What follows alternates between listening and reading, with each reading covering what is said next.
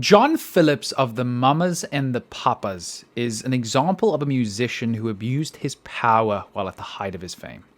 John, the lead singer and main architect of the band, used his money, fame, and influence to begin and maintain a disgusting relationship with his own daughter.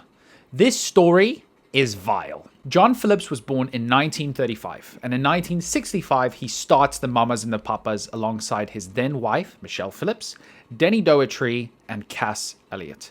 They go on to write some pretty groovy tunes like California Dreamin' and Monday Monday. It's pretty good, groovy tunes. And they seem to make a ton of money, just as almost any musicians did back in those days. The late 60s and early 70s, in terms of financial compensation from the music industry, was enormous. Anybody could. A hobo with a guitar. You give a hobo a guitar, and he writes a song about his favorite weekday or favorite meal being liver and onions, and boof, he's got $1 million. The success very quickly came with a lot of negative effects, though, as you could imagine. John starts having a ton of girlfriends. He was famously quoted as bragging about the fact that he had a girlfriend in every state. This causes huge amount of rifts within the relationship of the band and the actual band and the marriages in the band. Michelle then starts having an affair with Denny, the other guy in the band. I know, there's a lot going on.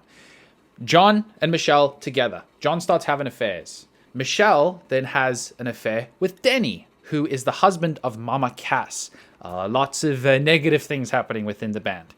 Mama Cass is super heartbroken. She confronts Michelle about this, and she says, I don't get it. You can have any man in the world. Why do you want to take mine? This very quickly spiraled into the band breaking up. 3 years later, in 1968, John and Michelle then also get a divorce.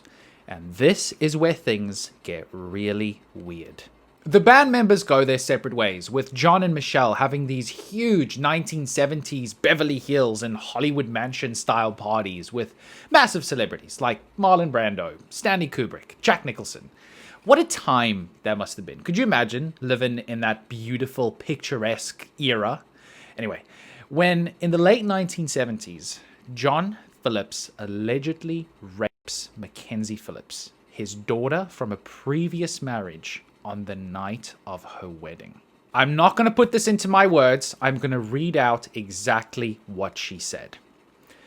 On the eve of my wedding, my father showed up, determined to stop it, she wrote in her 2011 autobiography.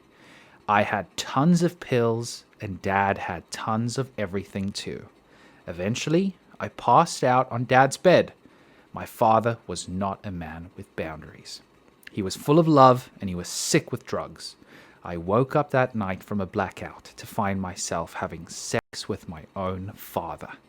As they both fell deeper into drug addiction, their relationship evolved into what Mackenzie described as a consensual affair. Mackenzie divorced her husband of 2 years in 1981 and continued to sleep with her father.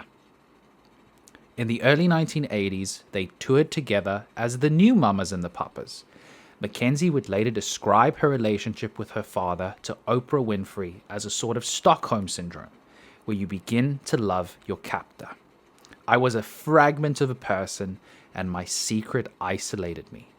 One night, Dad said, we could just run away to a country where no one would look down on us. There are countries where this is an acceptable practice. Maybe Fiji. I mean, yeah, dude, of course. If you got any problems, just move to Fiji. This is one of the craziest stories that I've ever heard. If it's not just Hillbilly Redfern. And you know what's nuts is how all of this stopped happening. Mackenzie was quoted as saying that the reason it all ended was because she fell pregnant and she couldn't figure out who fathered her child, in case it was her father. So she then decided that enough was enough. She had an abortion that John paid for, and she said, I never let him touch me again. What? It is worth mentioning that John died in 2001 from a variety of different health complications to the 10 trillion drugs that he did.